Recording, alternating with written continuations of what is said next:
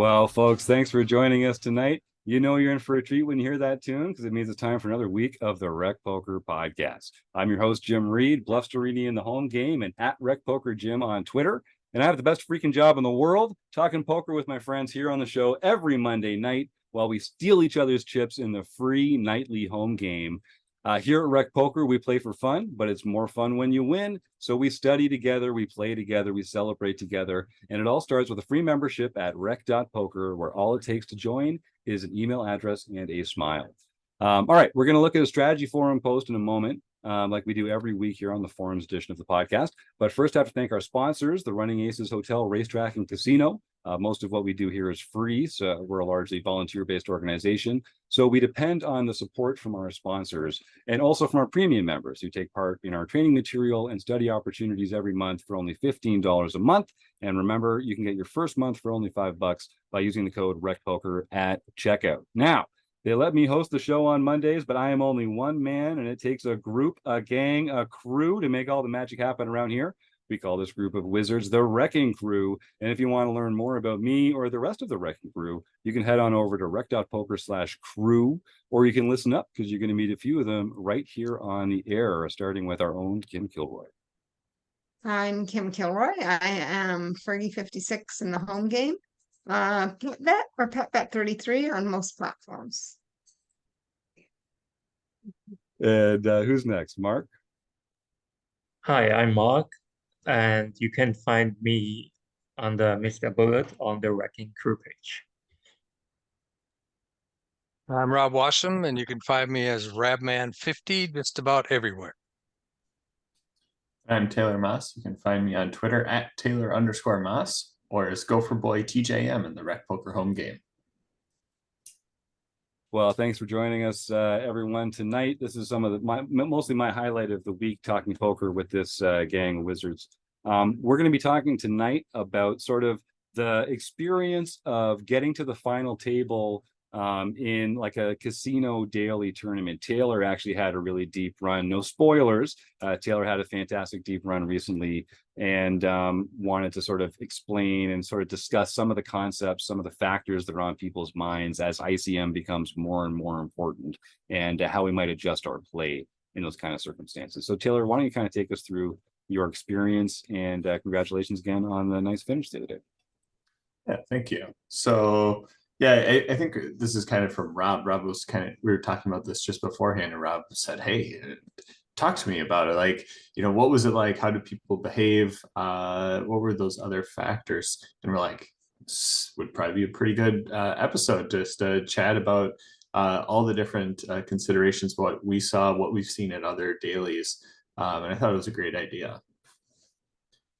So for me, it was a 75-person field tournament, so relatively small, and then a 10-person making the money situation, and then 9 making a final table. So we made the money just like slightly before.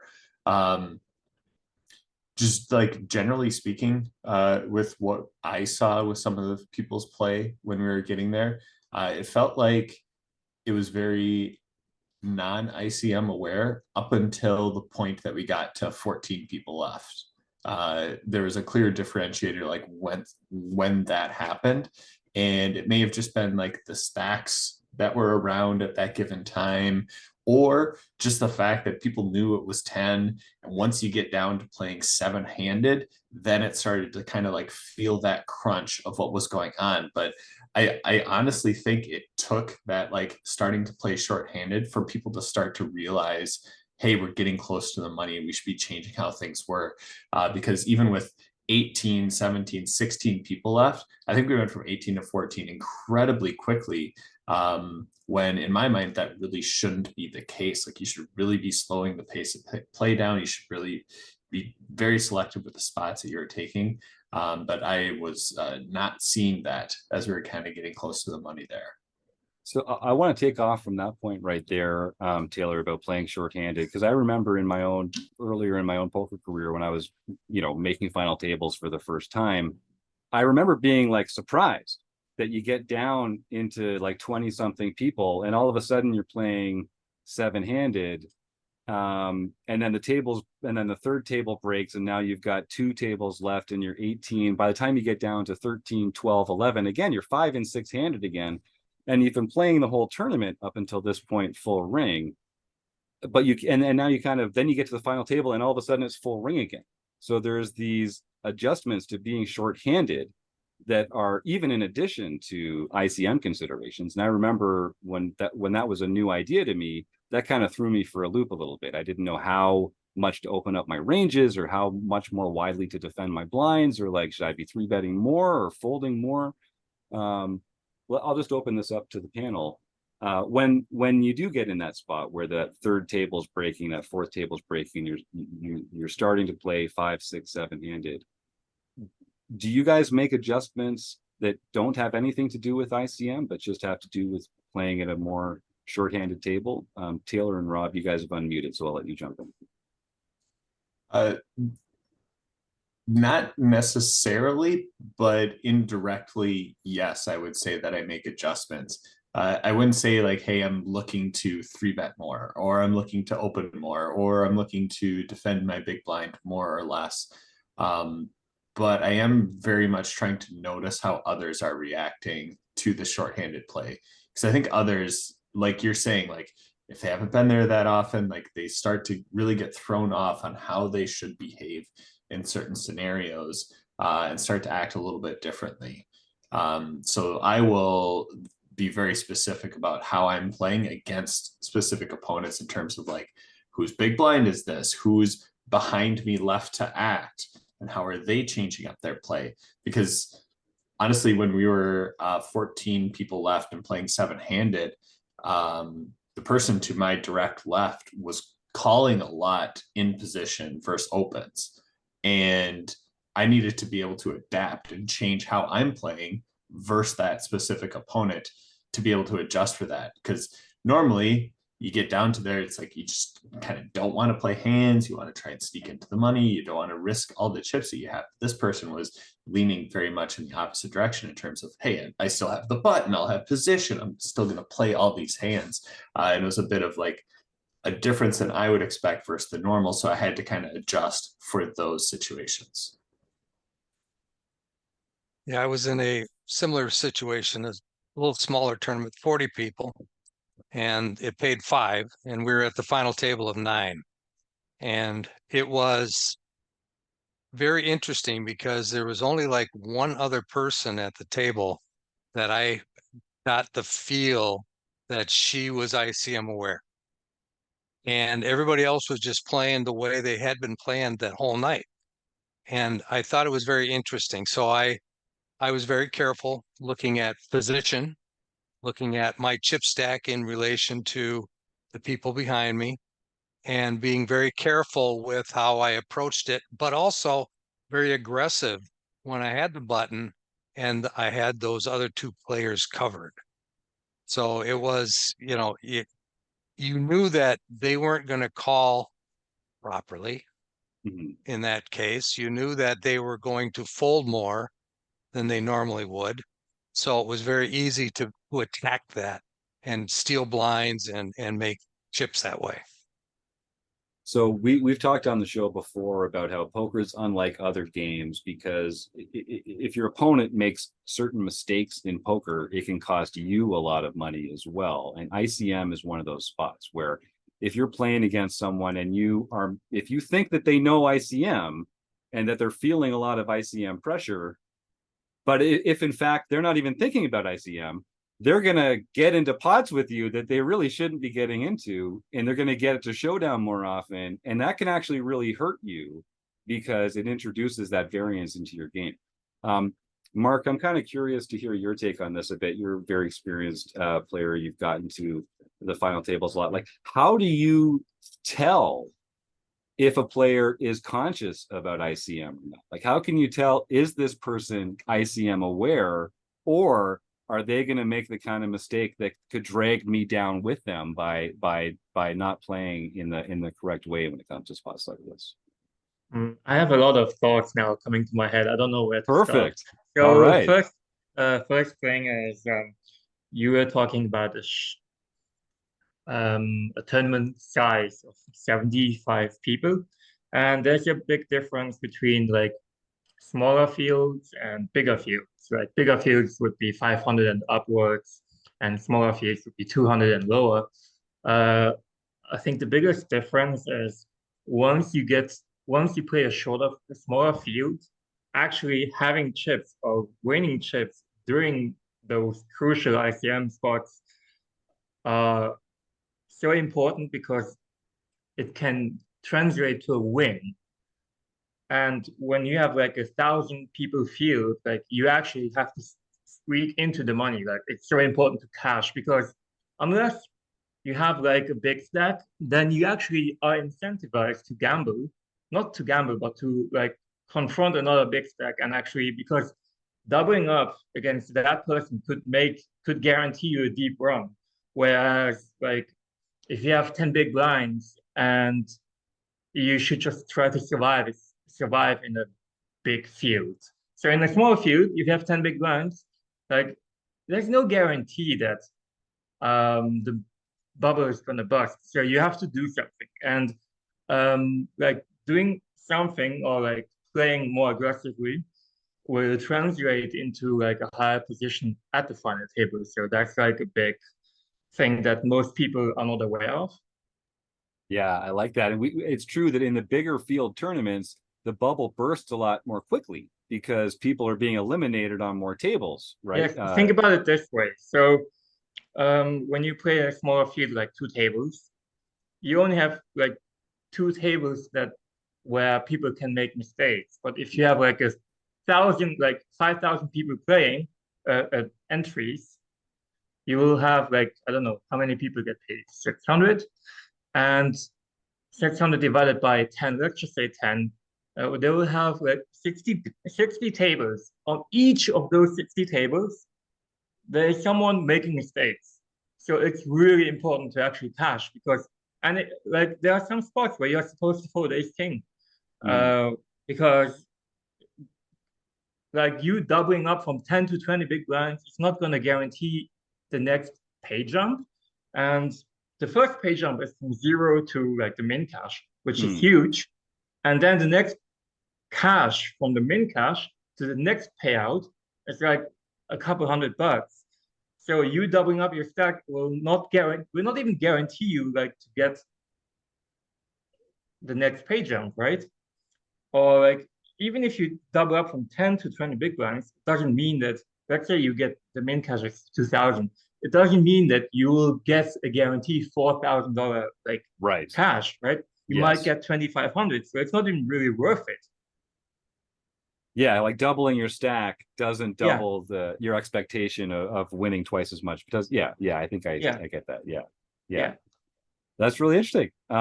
So when it comes to a field size like this, a tournament series like this, when should we start feeling ICM pressure in a spot like this? 10 players get paid.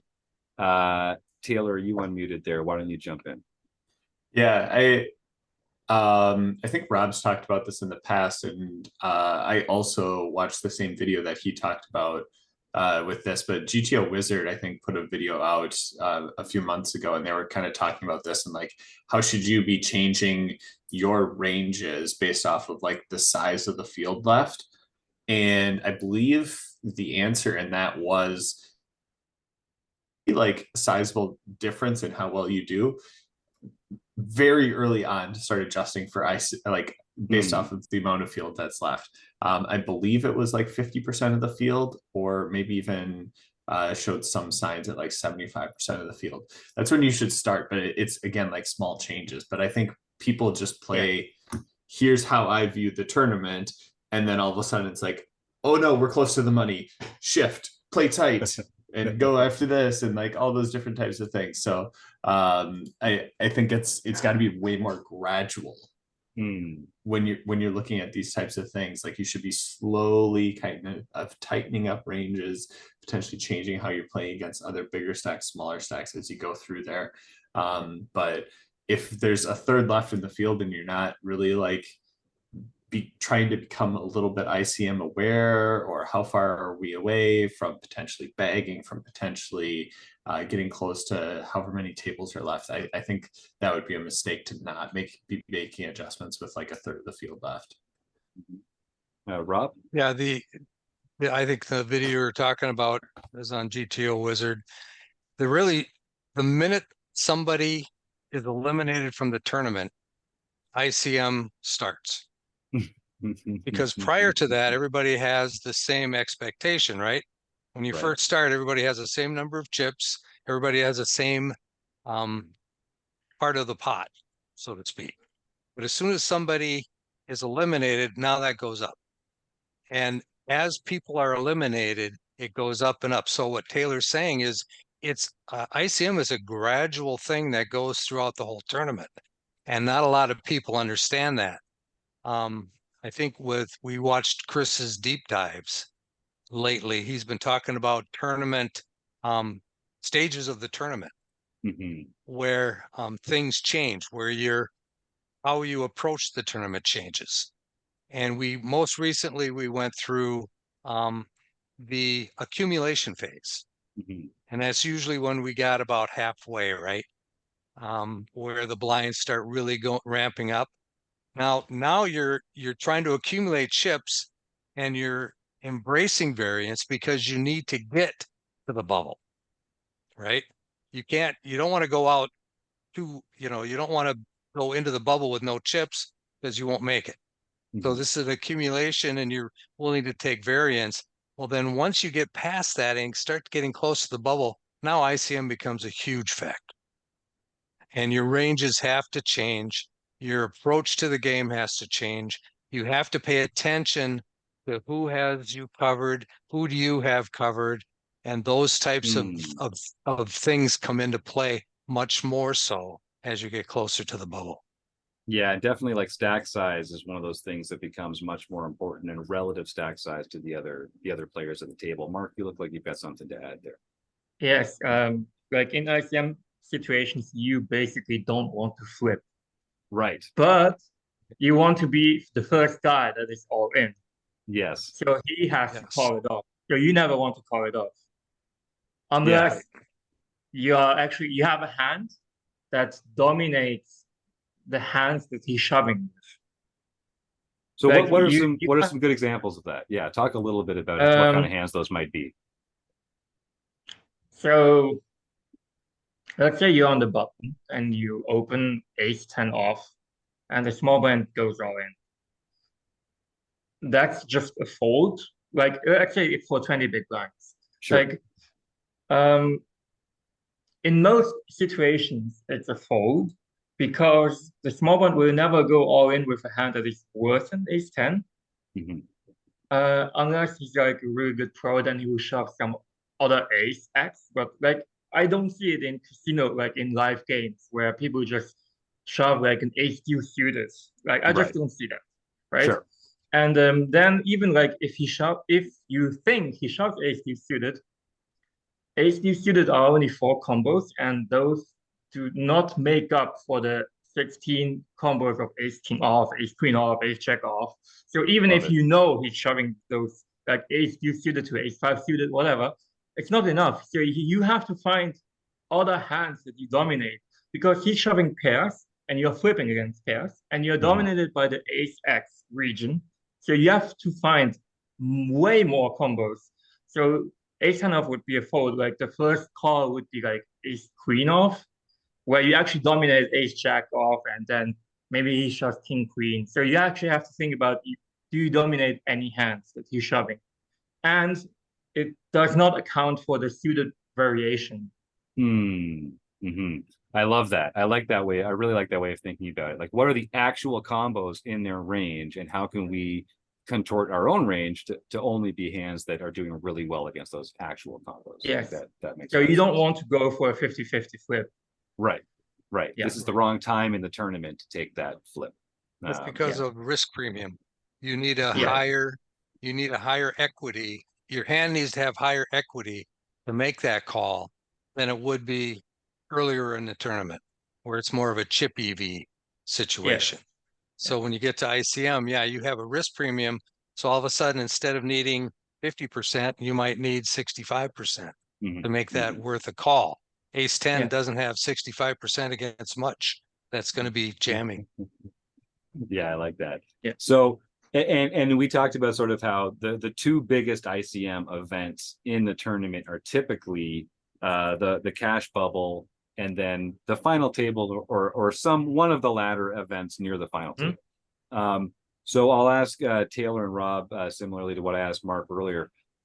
What signs can you get? What actions can the other people at the table display to you that make you think, oh, this person is ICM aware, or oh, this person is not ICM aware? What are some of the things that they do that give you that impression, Taylor? Mhm. Yeah, there are some very like key ones that you can pick up on. So when I was playing and we were down to like 12 people left, there was one person at my table that was getting up to look at the other table and see what the other table's chip stacks were. Right? Like that person cares about like where's everyone else at in this tournament. Yep. The other people at the table, butts in chairs and like didn't care. And I'm not saying like, hey, get up and like always be doing this and always be scouting it out, but like you got to have some sort of like relative knowledge of like where's the rest of the field at in terms of chip stacks. Because the person that was looking was on the shorter side, probably not the shortest stack, but maybe call it like 8th out of 12. And That's a lot like of they're pressure. trying to Yeah. understand, you know, am I 8th out of 12? Am I 11th out of 12? Am I 5th out of 12? Like, where am I at within this rank? Because that can change how I'm going to view these different spots. So that was one. And the other, I think, is just kind of like the general approach to like how hands play out and understanding like bet sizing just goes way down when we get into ICM situations. And some people just kind of not understanding that and still opening to like 3x off of a 12 big blind stack. And like then a short stack jams and then they sit and think about it and then like ultimately fold. And it's just like, okay, like those are just like some of those easy spots you see in casino tournaments where you're just like, okay, yeah, this person isn't like thinking all the way through on so many of these different pieces that they have to be thinking about when we're in these ICM spots, because you have to know about the chip stacks at other tables, at your own tables, who are you opening into, and all those different types of things. Yeah, I've said before, who you really want at your table are the people who make open raises, and then when they're re-raised, that's when they start thinking about ICM. Those are the people that you really want, that are just kind of like playing on autopilot until their stack is threatened, because they're going to be opening wider than they should and then folding a lot. And what they should really be doing is just opening tighter. And as you say, Rob, as you say, Taylor, to smaller sizes. Rob, I think I know what you're going to say, but it's a good one. Why don't you let the cat out of the bag here? I don't know that you know what I'm going to say, but I notice people wanting to make hands. And they do this throughout the whole tournament. And they get to this ICM point and they don't realize that trying to make hands is going to do nothing but diminish their chip stack and give them no opportunity to make the money, because they're playing too many. They're still playing too many hands. And they're just, you know, somebody raises, say, in middle position, and they call on the button. I mean, what are you calling with on the button? If you have a hand worth playing on the button, you should be 3-betting. You should either be 3-betting or folding, basically, period. You know, there's no benefit in making a call in that spot, trying to make a hand with your 7-8 suited. You know, it just doesn't make any sense. So It's not you going to get see you paid that for it. happening. Pardon me? I'm sorry. It's not going to get you paid making a hand, right? People don't want to Correct. bluff. Yeah. Correct. Right. Yeah, good point. Good point. Because other people are less likely to pay you off because maybe they're more ICM. Right. Rob, what I thought you were going to say, you've said this before and it's so smart. You're quoting one of the authors from the book study that you run every 2 weeks here, is that in high ICM situations, all our actions get demoted.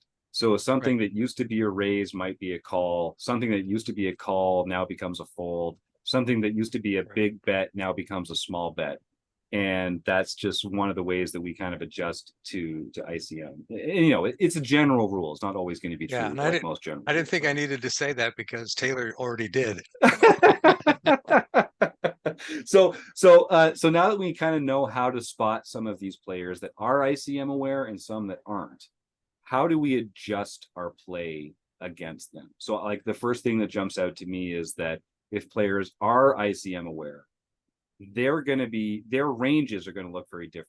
They're going to have hands that have blockers in them. They're not going to care much about playability. They're going to have more raised folds in their game intentionally. And they're also going to be players that you can actually apply pressure to. So I'm actually more likely to be shoving on the guy that's standing up looking around at the other tables at the tournament, because I know they're thinking about their tournament life. How do we adjust if we find a player like in the big blind that is not ICM? What are we going to do differently that we wouldn't do if they were ICM? Taylor, you on jump. Yeah, it's a little bit tough to like know exactly how they're viewing this in terms of like not ICM aware, because that could like impact you in like multiple different ways. I think there's a lot of people that when they're not ICM aware, they'll call too often, and like Rob was trying to say, they try to make hands, and to counteract that, you just kind of wait for them to show that sign of like passivity and bet them off, no matter like almost no matter what, even when you have a hand that potentially beats some of their hands that they're like still checking and like doing stuff with. Sometimes just helps to like just keep applying pressure versus those players and just keep forcing them to try to put in chips. And when they don't make hands, get out of there. And when they are calling you when you're trying to apply pressure, generally speaking, it means they made some sort of like made hand, and then you decide, where am I at within my spectrum? Do I have a strong made hand? I'm going to continue to value bet, because you may continue to value bet thinner than you would versus another opponent, because another opponent may call you way tighter than they would. So you can go, top pair, middle kicker, and just go for 3 streets with them, because they're not going to fold second pair. Whereas other players that are very ICM aware, they're not going to give you too much with second pair or anything like that. So you probably don't want to keep firing top pair weak kicker into them. So it's a matter of like trying to understand where are they at with how they're viewing hands, and then how do you need to change your behaviors to kind of counteract in your favor. I love that. Rob, did you have something? Yeah, I was going to kind of reiterate the same thing. I think you play strong against the player, because there's players that are not ICM aware that will call every big blind no matter what. They'll always call on a big blind because that's what they do. And they're not ICM aware, so they're just going to call. And you play aggressive against them until you see them call or raise. And then you make your evaluation. Then if they're raising, they've got something, because they're playing very passively normally, right? So if they're calling a big bet, well, you shouldn't be making a big bet to start with, because you're ICM aware. But if they're calling a bet at all, that means they generally have something. And unless you have something, you better not keep pursuing it, because you're never going to get them to fold. You're never going to, unless you have a good hand that you're willing to put more chips in. Otherwise, just, take your lumps. If they happen to catch something, so be it. Don't make it worse by putting more chips in. Yeah, don't compound that error. I like it, because Right. they've already narrowed their range. They've already strengthened their range by calling in the first place. So all that air has already folded. And don't try and get them to fold a hand, because they didn't drive all the way here to fold a hand. All right, Taylor, you had something else there, I think. Yeah, another good one that I use quite frequently is let people bluff into you that aren't ICM aware. How often do you see it where a hand goes raise and then someone defends? A flop comes out and it goes check, bet, call. Turn goes check, check. And then on the river, that out of position player leads in to the other person because they showed weakness on the turn. Absolutely. All the time. And Yeah. and it happens all the time. How should those situations like play out when you're in ICM, different types of spots? Like, you don't want to be like thin value betting, you don't want to be leading too much on the river, but there's a lot of players that just know like that rhythm, and they showed weakness, I'm going to try and take this away on the river here and like bet into them. And this is another one of those like situations. If you can protect your turn checking range in ICM situations and let them bet into you, and you just kind of call with your value, that can be a huge spot, because a lot of people over index into like this line of thinking and not to the fact that like, hey, their chips are super valuable. They shouldn't be just trying to bluff you off with these random air hands in these spots. And you can kind of like really get those people that are so used to just kind of like that chip EV positive play that we all like try and take advantage of, but you can kind of counteract those casino regs with that type of play. I love it. Next week, we're gonna talk about one of the hands that Taylor played at the final table of this tournament. But before we leave today, Kim or Mark, do either of you have any other thoughts on this sort of subject? Mark, do you have anything there? You know, it's really interesting that whenever the buy-in becomes bigger, everyone's ICM aware. Like if you play a 10K, nobody wants to bust. Everyone wants to cash for the 10K. Although it's Right. the same ICM pressure that happens in the $200 tournament. It's just like people are actually emotionally attached to the $200 and to the 10K. So that's why I like playing those 5Ks or 10Ks, because people fold more. Yeah, Yeah, because they're it's under how more it is. pressure. Yeah. I could tell Mark's a Blusterini approved player who likes to just get his chips in the middle and apply pressure all the time. Yes, I mean, also like aggression pays. when you talk about like the c-bet and then check call line and then turn check, like yes, you're protected like for the river aggression, but what if I come out and bet 3 times the pot? You know, like it's no limit after all, right? Like now I bet 3 times the pot, and now like if you call and you're wrong, you have 5 big blinds left. Like there are a lot of like creative stuff that you can do. That I mean, like ICM is a huge topic. I live for that. Yeah, nice. Yeah, so we'll actually probably have another episode sometime soon, just talking about that specifically. But yeah, and I think one of the things that makes these casino dailies a little more predictable is that I think there are fewer players who are going to lead 3x pot on the river, and so you can kind of, you don't have to tailor your. But you game could around do that, right? Yeah, And if right. anybody, Yeah, if anybody does that to you, fold immediatly, because they got it.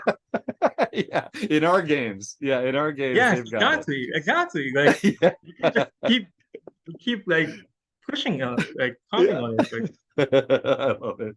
All right. Well, this has been a really fun conversation. Folks, I want to thank the Running Aces Hotel, Racetrack, and Casino, because we couldn't do what we do without their support.